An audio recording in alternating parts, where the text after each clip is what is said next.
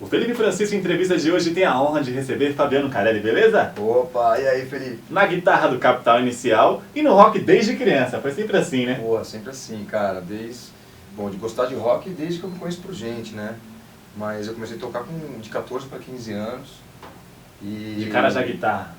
De cara já guitarra, alguns meses no violão antes, porque é aquela coisa da minha mãe, se você gostar e você ganha uma guitarra, né? Guitarra fazer muito barulho aqui. Daí assim que eu fui pegando gosto, com 15 eu ganhei a guitarra, logo montei minha primeira banda, que chamava Pitos, né?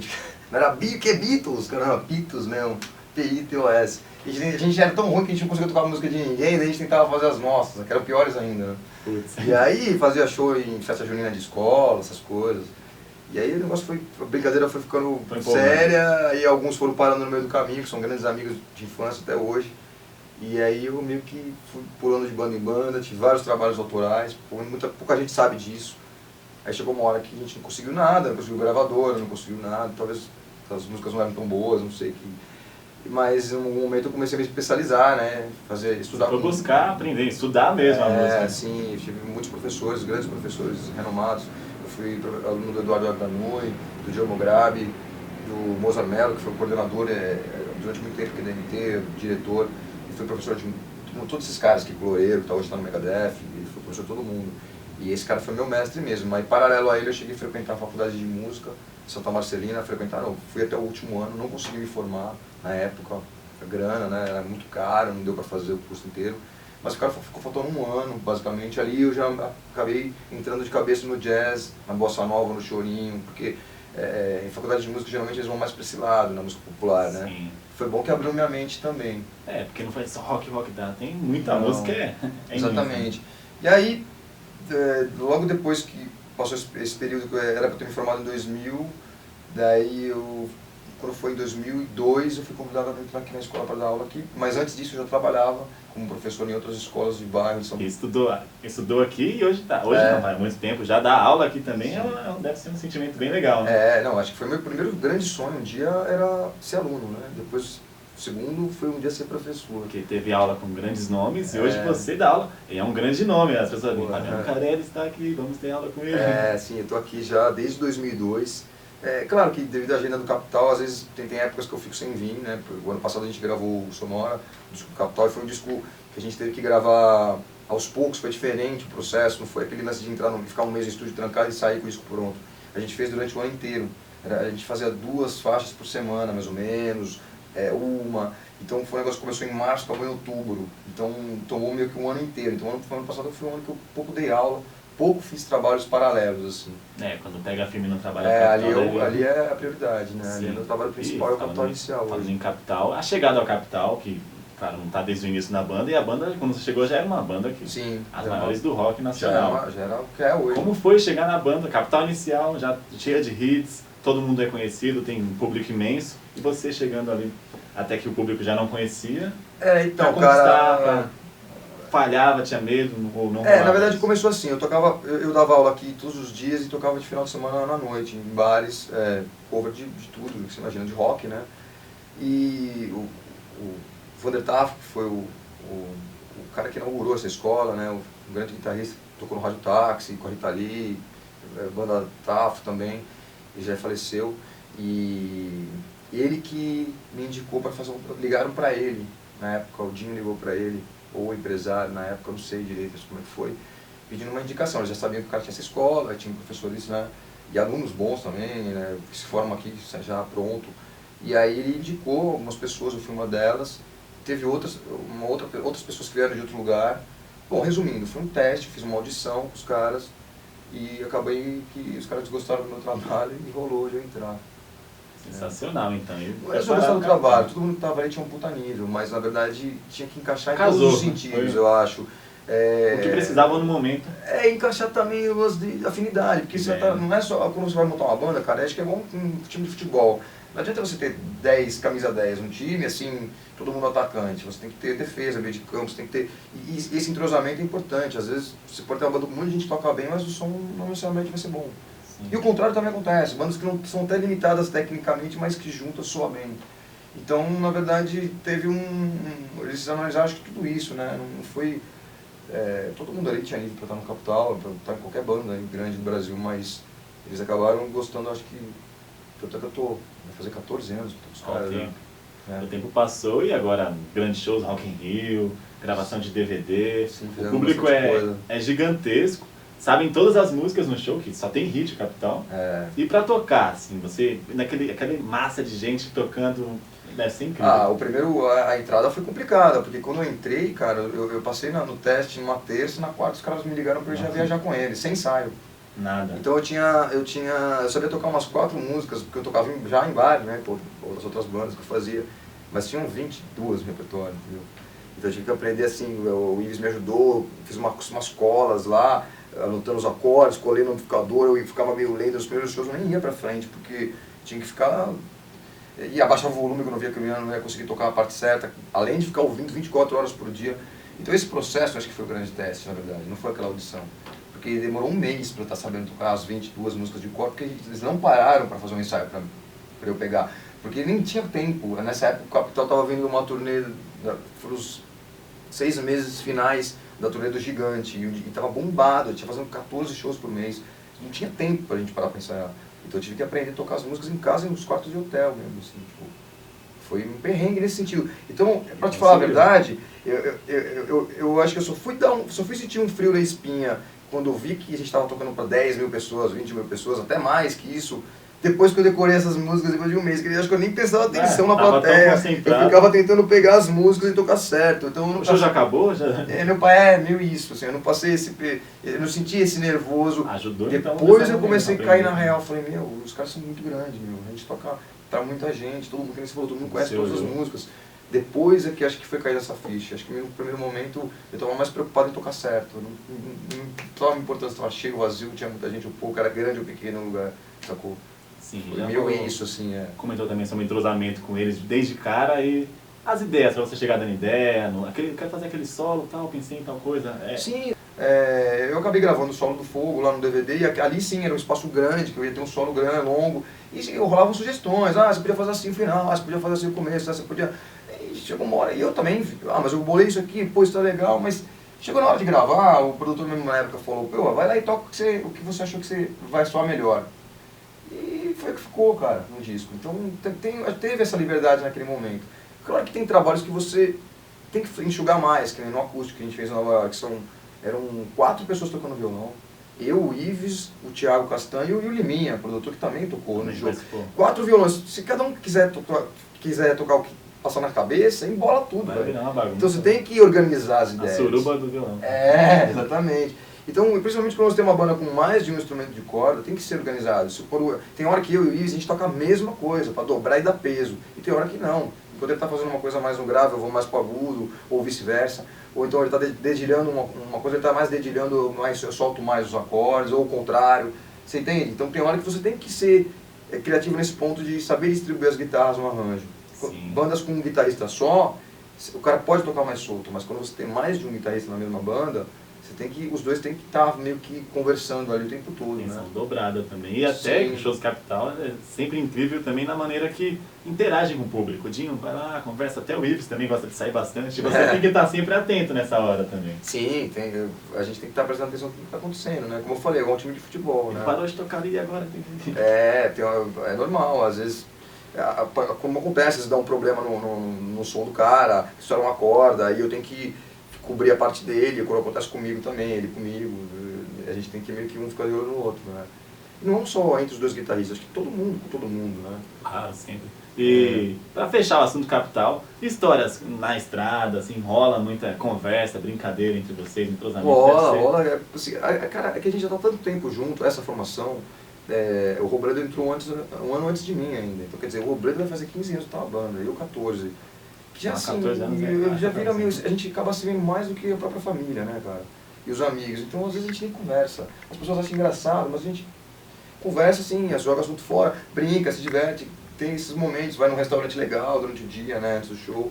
Mas as conversas, às vezes, o cara não tá afim muito de falar um dia, o outro tá, às vezes o Dinho tá meio quieto, às vezes eu tô meio quieto, às vezes o outro tá, às vezes tá todo mundo querendo conversar, às vezes não tá, sabe? Então, não tem uma rotina assim. Palco.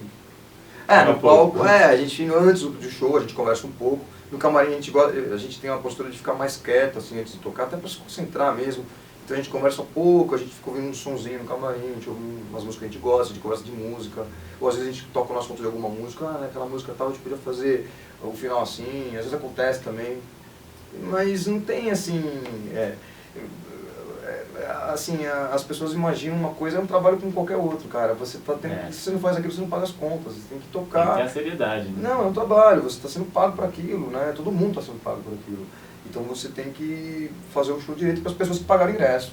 Sim. Entendeu? Então essa é a responsabilidade principal.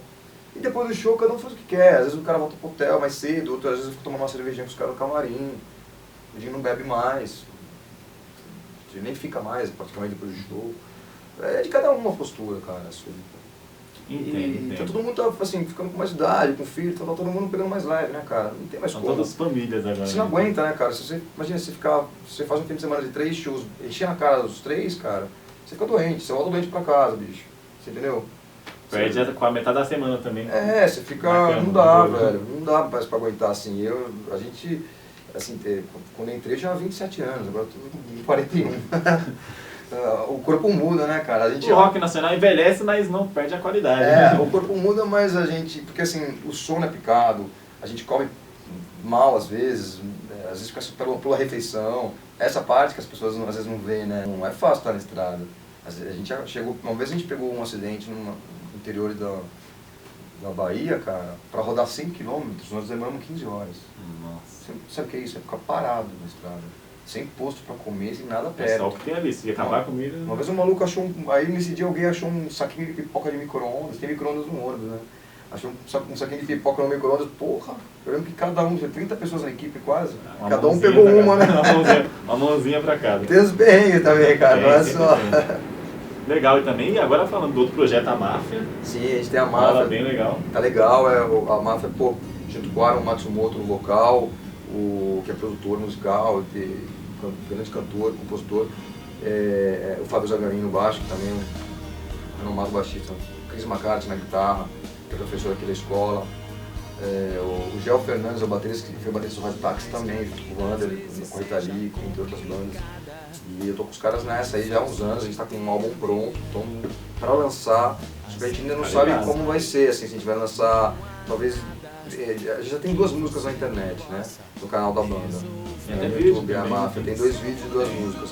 E agora a ideia é que as próximas saem aos poucos, assim, mais ou menos como foi o Capital, e depois lá no final a gente compila tudo num álbum. As mídias fica legal assim também, aquele suspense de lançar uma, lança duas. Não, e também muita gente não compra mais CD, né, cara? Assim, tem que fazer pros caras que gostam de ter o álbum. Eu sou colecionador, né? Então, eu acho que é legal ter, mas a gente vai lançar na internet também. É o local, né? Hoje em dia, velho, não tem mais assim, isso tem que fazer pra molecada, tem que ter moleque que só ouve música assim, no streaming, no Spotify, no iTunes. Não tá no Spotify? Então deixa pra outro dia e não escuta. Tem que estar.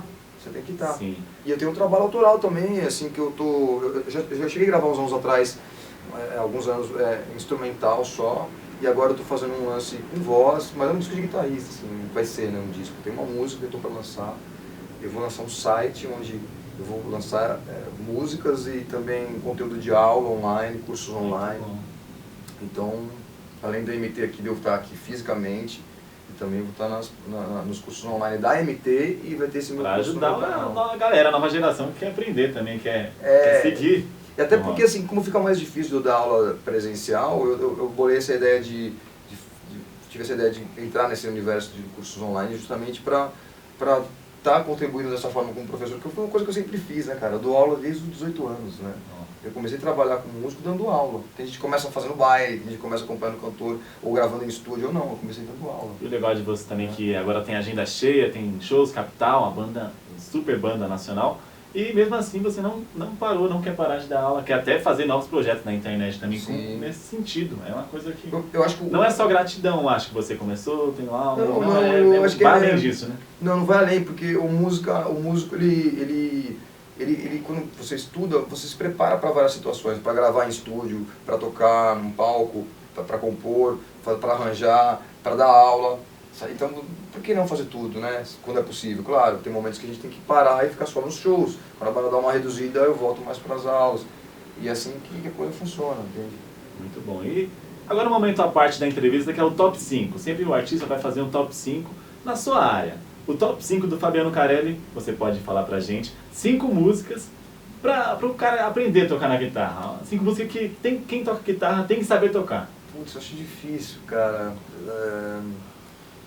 Tem muitas coisas, muitas músicas que eu sempre quis tocar e você nunca queria toquei. aprender, Então tem muitas coisas que eu... Não, acho que nem por ser difícil eu faço, por eu não ter tido oportunidade, assim, de pegar pra tocar. Porque, como eu te falei, como eu toco há muito tempo em banda, as prioridades nas músicas que a gente tinha que tocar nos shows. Então, eu gostaria de tocar tal música do Van Halen, mas essa não é tão conhecida. Pra galera conhecer tem que ser Jump. Então, Jump eu cheguei a tocar uma vez. Que é aliás, a música ela é conduzida inteira no teclado. O Ed Van Halen só fez o solo, e o solo é um dos mais difíceis que ele já gravou, né?